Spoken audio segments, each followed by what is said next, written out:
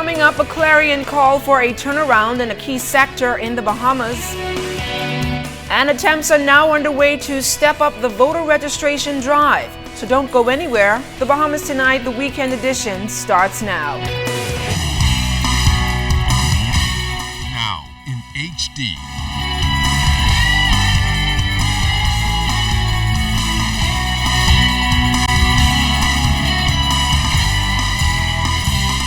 ZNS Network presents The Bahamas Tonight. This portion of the news brought to you by BTC Everyday.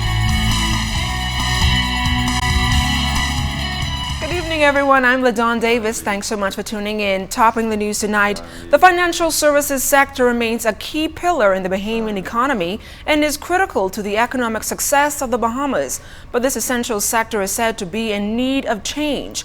Prime Minister the Right Honorable Perry Christie making the call for a reassessment of the financial services sector, noting that the last 16 years have been tumultuous for that industry. Clint Watson reports. Prime Minister the Right Honorable Perry Christie says critical to the future of the financial services industry is to know where it has come from and where it is going. Mr. Christie was speaking at the Bahamas Financial Services Board Annual International Business Summit at the Abaco Beach Resort in Marsh Harbor Friday night. The nation's leader says there is no silver bullet as we examine our value proposition. The journey will involve comprehensive reform of broken systems that no longer serves our needs. So as we seek to rebuild our strength and fortify our international relevance in this sector, we must acknowledge that the journey will be difficult, but nonetheless achievable. But in making this journey and in carrying out this rebuilding, we need to candidly acknowledge our challenges and systematically address them in a sustained and sensible manner. The Prime Minister referred to what he called the four tenets of the jurisdiction. Those include stability, sovereignty, and skill. He says strengthening governance will be critical to achieving a renewed industry. We must have meaningful interaction between our government sector, regulators, and our private sector to ensure that we understand the needs of the industry and are flexible enough to adapt so that we do not have to inhibit the growth of honest and productive business. As for our sovereignty, this gives us a clear advantage over our main competitors in the region. The finance minister is adamant that we must ensure that we have best-in-class regulations and regulators to match. Regulators and regulator bodies that are up to the challenge so that the Bahamas can continue to be regarded as a well-run, well-supervised, well-regulated jurisdiction, especially having regard to the ever-evolving global regulatory infrastructure that will place increasing demands on IFCs such as ours. The Prime Minister outlined new ideas on how to achieve many of these new initiatives. We'll have more from his address in another newscast. In Marsh Harbor, Abaco, Clint Watson, ZNS Network News. Residents in eastern New Providence encouraged today to register to vote. The Progressive Liberal Party's Yamacraw branch hosted an early registration drive with officials from the Parliamentary Registration Department. Area Member of Parliament Melanie Griffin said the Fun Day event was just one way to get people out to register at a time more convenient to their schedules. We're trying to get out as many persons as possible to register early. And particularly this is an outreach to persons who work during the course of the week and are unable to come during the time that, during the week. So they're coming to, we just thought we'd make it a family affair, a Yamacraw family affair, and ask them to come out. Assistant to the Parliamentary Commissioner Jeffrey McPhee said efforts to get persons out to register are ongoing. We've been called by the constituency of Yamacraw to assist their persons who live in this area, and it is going to be easier for them to do the registration today on Saturday, so we accommodate them. Up to this time, we have about 27 persons who are already registered for today. Anybody who happens to be in this area and have their passport, birth certificate, or old voter's card can come and register today. Tragic news hitting the Flamingo Gardens community overnight as another young man was killed in that vicinity of the capital, leaving a family in shock. Jimmy Swain reports.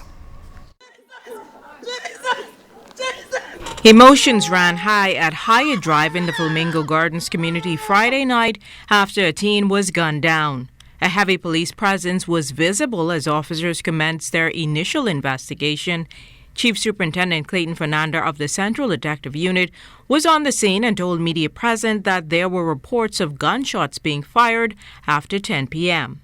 They met the lifeless body of a teenager, appeared to be between 15 and 16 years old. He was lifeless, lying in the driveway of a resident in this area. The only information we have at this time, the deceased was walking along with two other young boys when a vehicle pulled up. A male exited that vehicle and shot the deceased.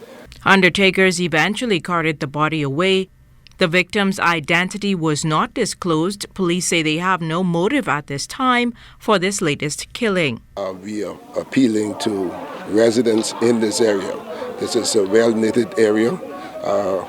We are appealing to members to please come forward with whatever information that could assist in advancing this investigation.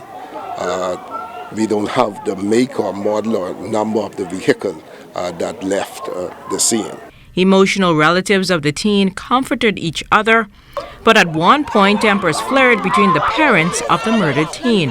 Police asked for calm. We are having a little family feud. The father and mother, they are having a feud here, and we are just trying to quiet them down. But all is well. We are just encouraging them. This is the time not to fight, but to come together to assist in trying to bring closure to their son's death. Again, anyone with information on this latest murder is asked to contact police at Crime Stoppers at 328-TIPS or 919. Jiminita Swain, ZNS Network News. Police have arrested 8 males in connection with the death of that student on Carmichael Road yesterday. The 16-year-old 10th grade student of the government high school was riding a bus on Carmichael Road en route to school Friday morning when she was struck in the head in the area of Lazaretto Road. The student was rushed to hospital where she died. Counselors from the Ministry of Education, Science and Technology are expected to report to GHS Monday morning to provide grief counseling for students and staff. Meantime, a mailboat employee is facing drug charges. Officers from the Drug Enforcement Unit arrested the adult male after they found a large quantity of dangerous drugs in his possession. The officers conducted a search of a box on a mailboat moored at the Potter's Key dock around 7:30 last night. They uncovered several taped packages containing 25 pounds of marijuana. The mailboat employee was later taken into custody.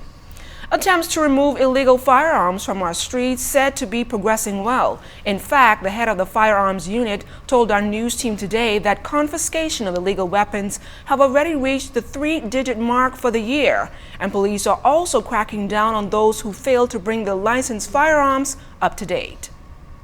Thus far to date, we are almost at 100. And that's the number of illegal firearms that have been taken off our streets and from our borders just 3 months into 2016. Officer in charge of the Firearms Tracing and Investigations Unit, Chief Superintendent Ken Strawn, says tips from members of the public have been quite helpful in assisting police. We are encouraging the public to continue to bring the information to us. We are following on the information. We have been having over the years a number of incidents of gunshots being reported in various communities. In response to these gunshots, officers have been vigilant in their efforts to seek out persons who have been found committing these acts, discharging weapons in the public, and in cases have recovered illegal firearms from persons within the community. I dare say we have also taken females into custody with firearms. Strawn is reminding the public that it's an offense to be in possession of an unlicensed firearm, and those caught with illegal weapons will face the law.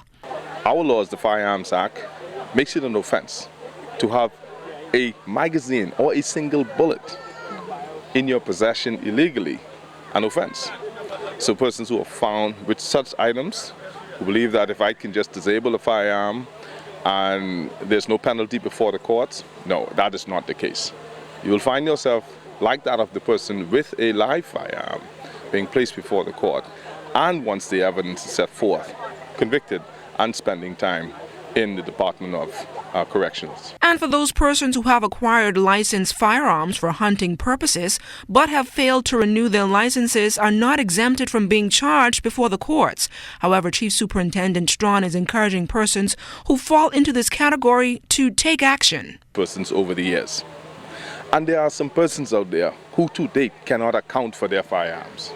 There are persons out there to date who have refused to license their firearm. You are no less of an offender, like that of the person who possessed an illegal handgun, if you fail to properly license your firearm for the given period. The firearms licensing period ends at the 31st of December of every calendar year. So if you find that you're 1 year, 2 year, 3 years in arrears, I encourage you to make yourself available before the firearms licensing office, which has not moved, still on Thompson Boulevard, and bring your fees up to date.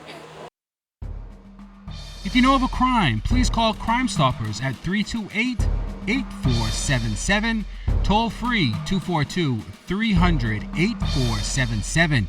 You can also check them out on www.crimestoppersbahamas.com.